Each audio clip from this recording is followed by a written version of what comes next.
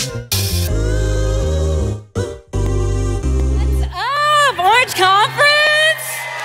Hi, friends. Oh my gosh, there's so many of you. Oh, this is incredible. So the last 2 years, I've got to stand on the orange stage and speak about innovation. And this year, I get to do the same thing. So we're gonna talk all about innovation. Are you ready? Are you ready? Okay, so the first thing is I need to do a little bit of a check-in, like a temperature check. I need to know, are there any people in this room who can't stand innovation? Make some noise if you can't stand innovation. Let's hear it. Yes, there's one. There's one, right? And I imagine that there may be others of you too, but saying you hate innovation is kind of like telling someone that their dog just is the worst and you don't like their dog, right? Or saying that you don't like innovation is like, where are my nursery worker people? Who works with the 0-year-old? Listen. How do y'all deal when someone is like showing you their baby and it's not that cute? Do you say like, that's an ugly baby? Right? Like saying you don't like innovation is being like your kid looks kind of alien-y, like it's kind of, I know, you can't really say that because people think you're a bad person. People think you're a bad person if you don't like innovation. And yet, still, isn't it true that we feel a little bit okay with complaining about change? Right? When we have this word change, it's like we're okay with saying like, why are they changing that? Or why are they changing that now? Or I like the way it used to be. Or I had this all down to a science and the moment they changed it, now it's so different. I don't like this. Change is the prerequisite to innovation. And the more I think about it, the more I think about if we are serving kids and teenagers, we've got to get a lot more comfortable with change. Like if our goal is to serve the next generation, we have to actually embrace change so that we can then move forward and actually innovate. I think the church has an opportunity here. I think that kids and teenagers want to find a place that they can come and bring all of their questions, all the things they're wondering about. And I think kids and teenagers want to be able to ask the church, hey, do you think I'm worth changing enough for, right? Am I worth enough that you would actually change the way you do things so that you can serve our generations better, right? We can't be shaken by the ways that the next generation will ask us, the church, to change for their better. For them to ask us, hey, will you innovate? Will you grow with me? Will you meet me where I am so that we can grow into a future? There's actually a little bit of research I wanted to look at from an incredible organization called Springtide Research Institute. Who's familiar? Anybody followed Springtide? They released this incredible document, and it is all about the state of religion and young people from 2023, and it's exploring the sacred. And in this study, one of the really thoughtful questions they asked was, how often do you attend a religious service? They asked this for 13 to 25-year-olds. There were about 4,500-ish participants, all normed across all kinds of different places. It wasn't just one really large youth group that they were asking this question. And so the answers came back that nearly 4 out of 10 young people say that they actually never attend a religious service, right? So like 38% said never. I never attend a religious service. 27% said I go 1 to 3 times a year. There's some other stats in there. 10% say once a month, 9% say 2 to 3 times a month, 13% say every week, and 4% say more than once a week. Those stats can feel pretty bleak, right? You mean to tell me 63% go to church 3 times or less per year? I sit with that data and I'm like, okay, what does this mean about church? What does this mean about this place that we gathered at, we love so much? And then I flip the page in the survey, and what I find there is very interesting to me. Basically, they asked this next question: how often do you engage in these activities, I'll tell you what these activities are in a second, as a religious or spiritual practice. So they listed 4 different activities, right? These are things you could do without it being actually spiritual, or things you could do and say, my intention and my focus is that this is going to influence and impact my spiritual life while I do this, right? The things were pray, read, spend time in nature, and my favorite one, engage in art. They asked kids and teenagers, 13 to 25-year-olds, how often do you do these daily or weekly in a way that is intentional about your spirituality? And the numbers were way more encouraging. 45% said that they pray daily or weekly. 49% said they read daily or weekly. 54% say they spend time in nature daily or weekly. And 56% said that they engage in art daily or weekly. And all of this in a motion toward their spiritual development and toward their spiritual growth. When I look at this gap between 63% go three times or less per year to church, and this gap that about half the time, half of them are doing their own choose your own adventure kind of spiritual discipline growth in these unconventional ways, praying, reading, spending time in nature, and engaging in art, it really makes me wonder about the church. It makes me wonder, are they begging us to innovate? Are they begging us to close that gap and meet them where they are? The truth is, in order for us to meet them where they are, we have to remember who we are.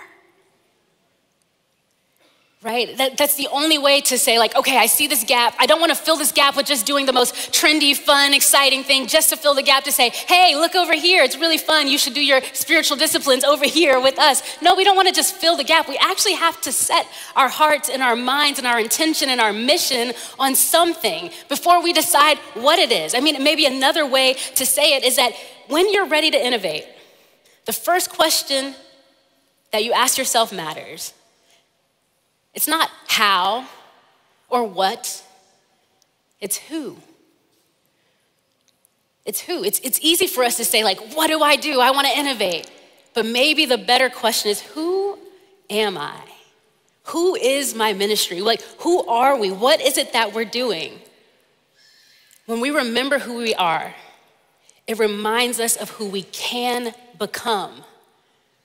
And when we remember who we can become, it then helps the how be so much more clear. An example would be at Orange, we actually have these 5 things that we come back to. Anytime that there's a chance to innovate, anytime there's a time where we learn something new and it's time to like change up the way we were doing something, anytime that we're like, all right, how do we serve the church in the best way possible? We come back to our who.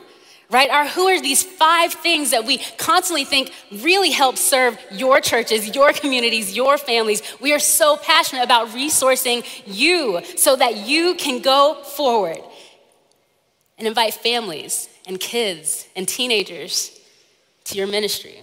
Really quickly, here are the 5 things. We literally could spend the whole conference on these 5 things, but I'm gonna hit them really, really quickly. The first one is leaders. We believe that when you align leaders, we're not just talking about the pastor, the youth pastor, the kids director. We're talking about volunteers, volunteer leaders. We're talking about whoever's holding the doors open, any adult that's showing up to serve the faith and the future of the next generation. We truly believe that when they are aligned and strategic, that they get to have a more profound impact on the faith of the next generation. We believe in leaders. We believe in the message of Jesus Christ, that it should be handled so carefully at every age and every stage and every phase of life, that we get to give kids and teenagers a faith that they can stay curious about, so that they can stay in relationship with God throughout the time from birth through high school. We believe in stewarding the message. We believe in parents. We've done the math. We understand that if kids and teenagers are only coming to church a certain percentage of the time, they are still spending 3,000 hours more with their parents that year. We believe in parents. We know that the parent is the primary spiritual leader of a kid's life. So we believe in resourcing and partnering with parents. The third thing we believe in is it all happens in community. None of this happens alone. None of this happens in isolation. We believe in discipleship and in relationship. And so we come back to this idea of how do we do this as the church together? And then we believe in serving. Serving is how we go and do something with this faith that we proclaim. It's how we get active and get involved. We go, we serve.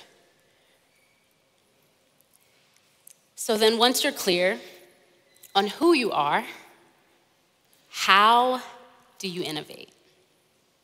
How do you innovate? I think there's a lot of answers to that question.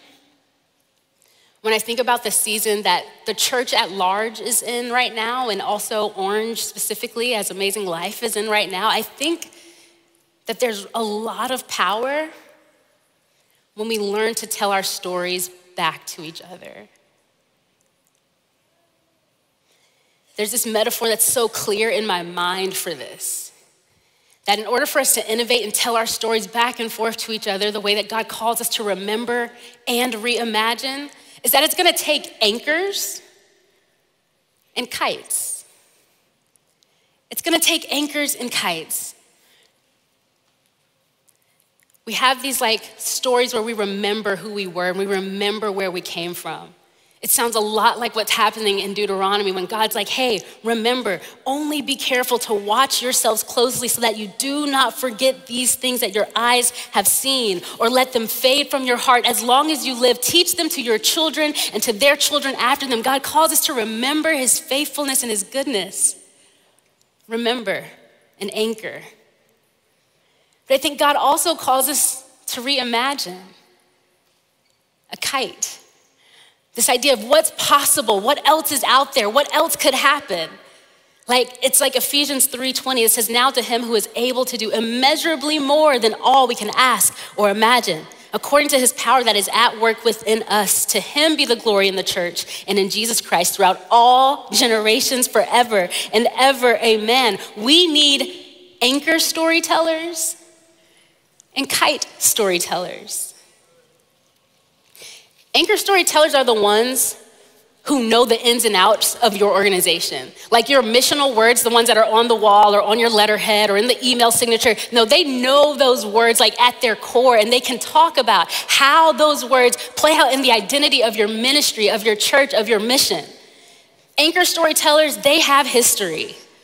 They tell the stories of God's faithfulness throughout all the years, not just to keep you stuck in the past. They tell the stories because they lived once in what is now a past, but was someone's once future, where they were like, hey, what if we did this one day? And they lived there on this side of it and this side of it. And they said, I can see how God has played his way throughout all of this so that now we can look forward to the future. We need anchor storytellers. They're the ones who often start sentences with this 3-word phrase. Remember when when they start that, you listen. You listen, you listen, you listen. They can tie everything back to a story in your org, and it grounds you. And when we have anchors, it allows the kites to fly, right? The kite storytellers, they are the ones dreaming of the future.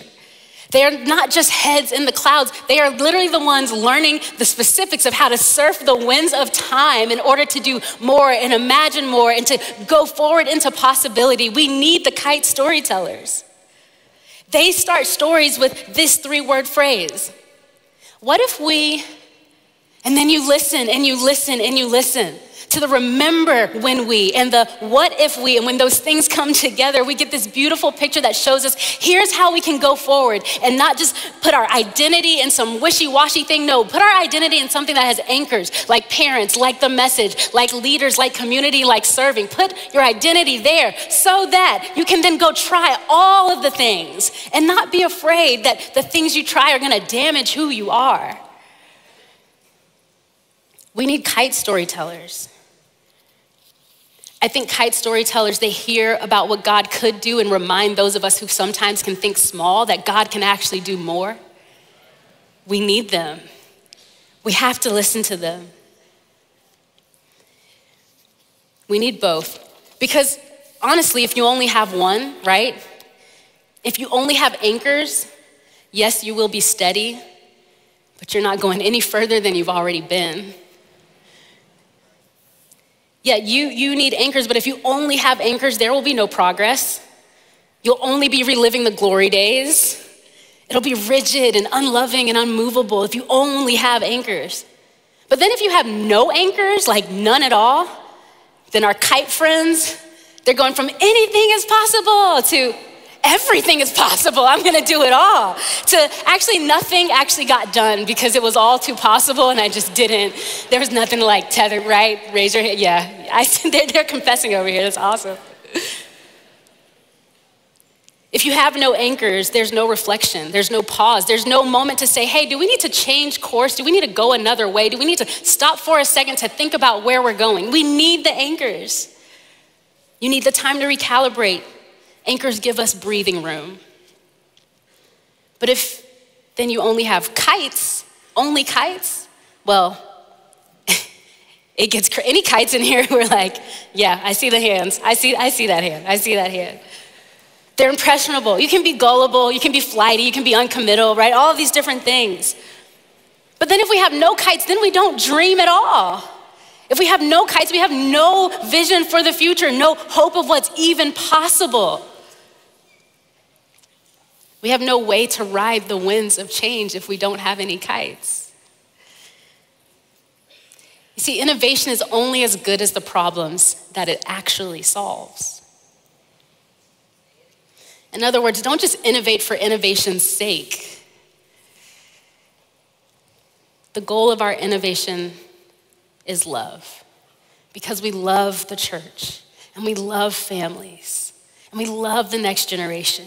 We love what God is doing in our communities. And so, I think our commitment is that we will be innovators. We're gonna have anchors so that the kites can fly high and fast and soar. We're gonna be innovators because our commitment to you is that we wanna be there in the future.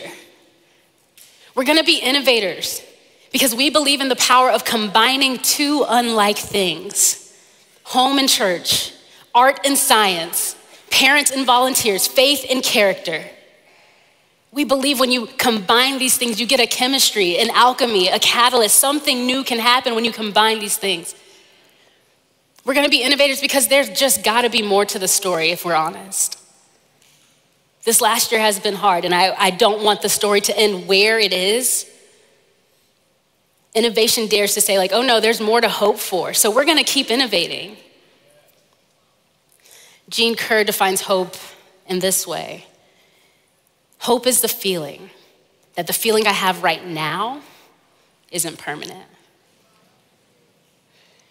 We're gonna be innovators because we just believe that the church deserves not just better, but like the best.